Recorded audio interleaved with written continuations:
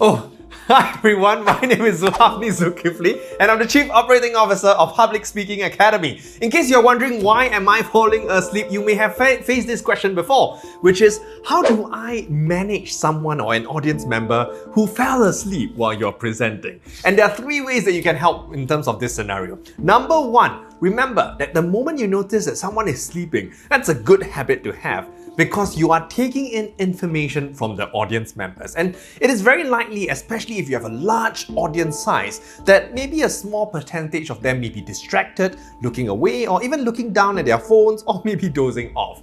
So in that setting, always take into account how many people are really falling asleep. Is it a case where majority of the crowd is reacting negatively to the content? Because when you take in that information and you decide whether it is important or not, you can then use that to decide your next step insofar as your delivery style is concerned.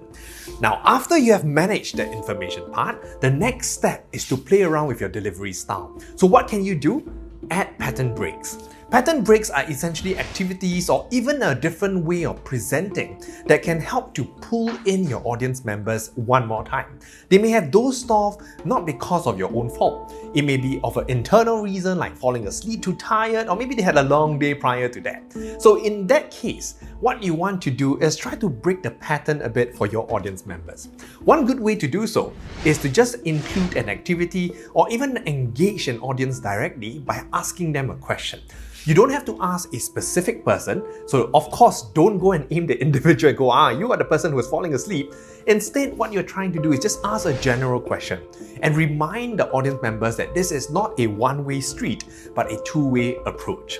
The last thing that you can try to do on top of just pattern breaks is to also involve your audience directly. And you can do this through group activities or even individualized reflection activities. What does that mean? If let's say I'm delivering a presentation that's quite long, about an hour, what I like to do is I like to include hypothetical slides or check-in slides. Hypothetical slides are scenario-based slides that sets out a specific setting, and I want my audience to think about that setting before they share their responses. A check-in slide, on the other hand, helps to set out a summary. Instead of just giving the answer in the summary, I frame it as a question, and I see whether my audience members are able to dig through what they have learned, what they have listened to, and then try to provide their own responses. And when they are involved in this learning process, then more likely the things that you are sharing will stay in their mind for a longer period of time.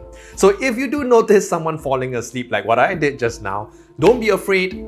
Just take in the 3 steps that we did just now and apply it to your next presentation. So with that, all the best.